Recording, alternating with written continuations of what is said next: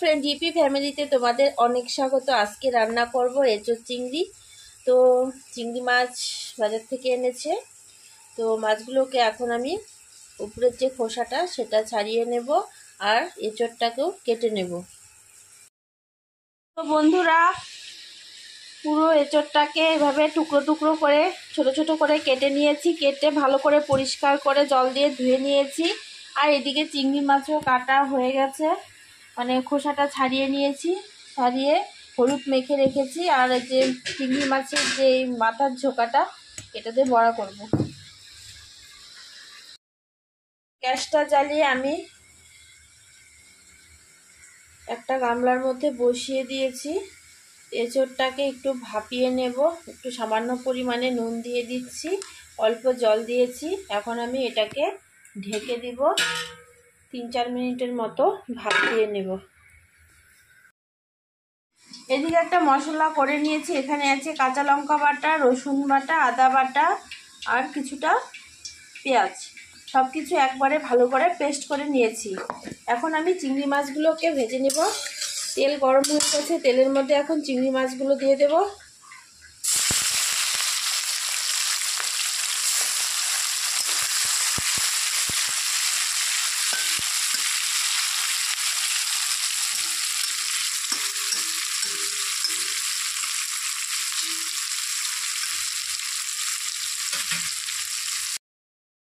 মাছ ভাজা হয়ে গেছে, এখন মাছগুলোকে নামিয়ে নেব। বেশি ভাজলে চিংড়ি মাছ শক্ত হয়ে যাবে একদম, তাই অল্প ভেজে নিচ্ছি, যেহেতু খোসাটা ছাড়িয়ে নিয়েছি তাই। এখন ওই তেলের মধ্যেই আমি আলুগুলোকে ভেজে নেব।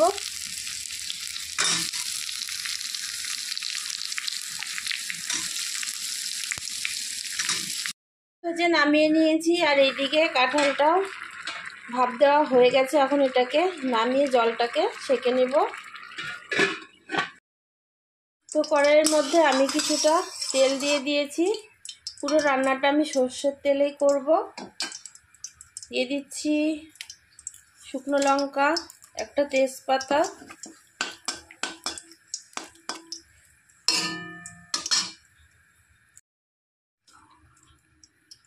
গোটা জিরে,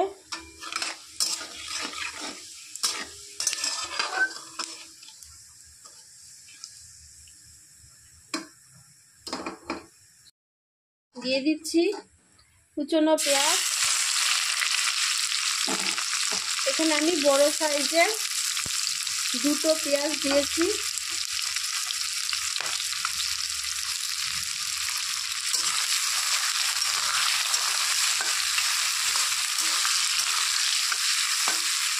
পেঁয়াজটা তাড়াতাড়ি নরম হয়ে যাওয়ার জন্য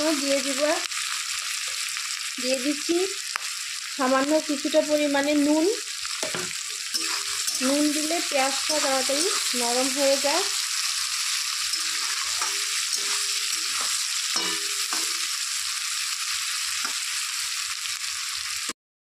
পেঁয়াজটা লাল হয়ে গেছে। এখন আমি এখানে এই পেস্টটা দিয়ে দিচ্ছি। আদা, রসুন, পেঁয়াজ, কাঁচা লঙ্কা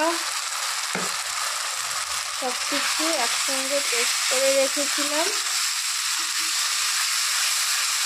জারটা দিয়ে একটু জল দিয়ে দেব। আর এখানে আছে 1 চামচ হলুদ গুঁড়ো, ধনে গুঁড়ো 1 চামচ, জিরে গুঁড়ো 1 চামচ, আর এটা হচ্ছে লাল লঙ্কার গুঁড়ো ঝালটা। আর এটা হচ্ছে কাশ্মীরি রেড চিলি পাউডার। এটাতে কোনো ঝাল হবে না, শুধু কালারের জন্য। তো এই সবগুলো উপকরণ আমি এখন দিয়ে দেব এখানে।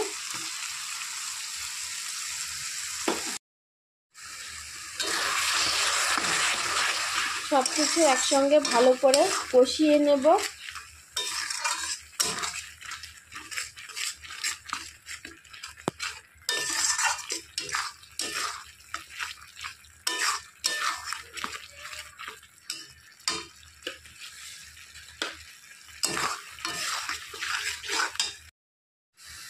দিয়ে দিচ্ছি নুন স্বাদ মতো,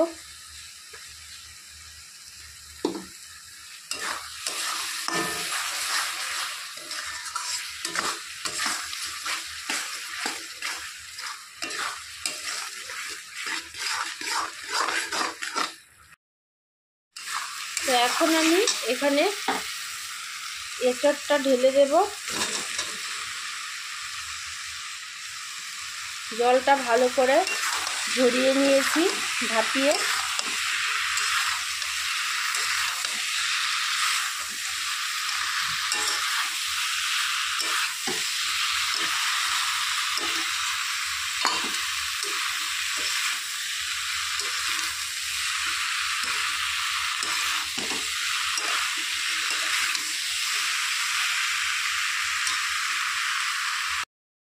ভালো করে নেড়ে চেড়ে নিয়েছি। এখন আমি এটাকে ঢেকে দেব।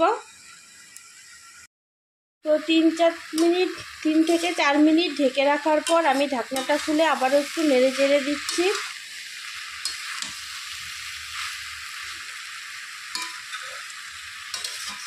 নেড়ে চেড়ে এটাকে আবার ঢেকে দেব। দিয়ে দিচ্ছি সামান্য পরিমাণে চিনি। এখন দিয়ে দেব ভেজে রাখা আলুগুলো, দিয়ে ভালো করে নেড়ে চেড়ে নেব।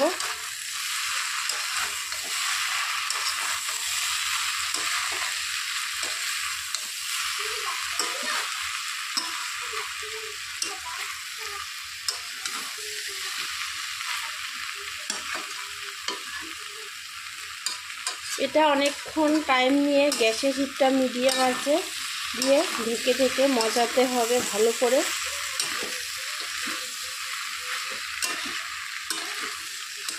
যত ভালো করে এটা মজিয়ে নেওয়া যাবে সবজিগুলো, খেতে অত বেশি টেস্ট হবে।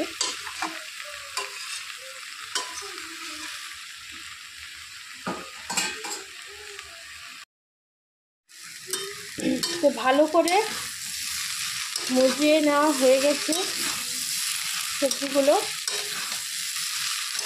এখন আমি এর মধ্যে দিয়ে দেব ঝোল।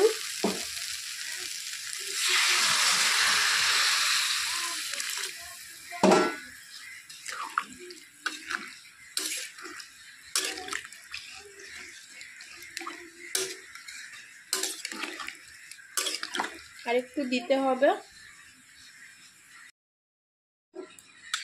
তো ঝোল দেওয়া কমপ্লিট হয়ে গেছে। এখন আমি এটাকে ঢেকে দিব 4 থেকে 5 মিনিটের জন্য।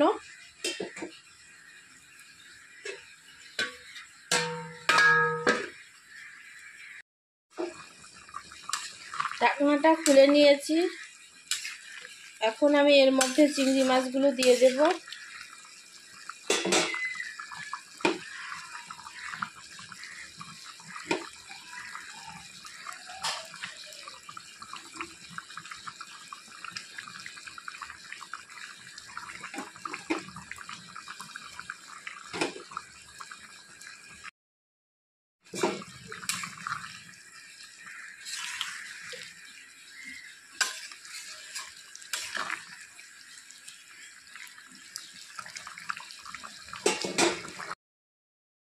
তো একদম রেডি হয়ে গেছে এঁচোড় চিংড়ি। এটা নামানোর আগে আমি একটু দিয়ে দিব গরম মশলার গুঁড়ো।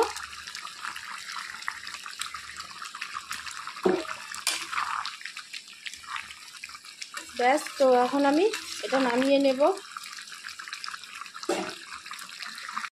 একদম রেডি হয়ে গেছে এঁচোড় চিংড়ি। রেসিপিটা কেমন হয়েছে কমেন্টসে অবশ্যই জানাবে। চ্যানেলটাকে সাবস্ক্রাইব করবে নতুন নতুন আপডেট পেতে হলে। আবার দেখা হবে পরবর্তী ভিডিওতে। আর এই এঁচোড় চিংড়ি রেসিপিটা কেমন হয়েছে সেটা অবশ্যই কিন্তু জানাবে কমেন্টসে। তোমাদের কমেন্টসের অপেক্ষায় আমি থাকবো। আবার দেখা হবে অন্য কোনো রেসিপি নিয়ে বা অন্য কোনো ভিডিওতে। টাটা।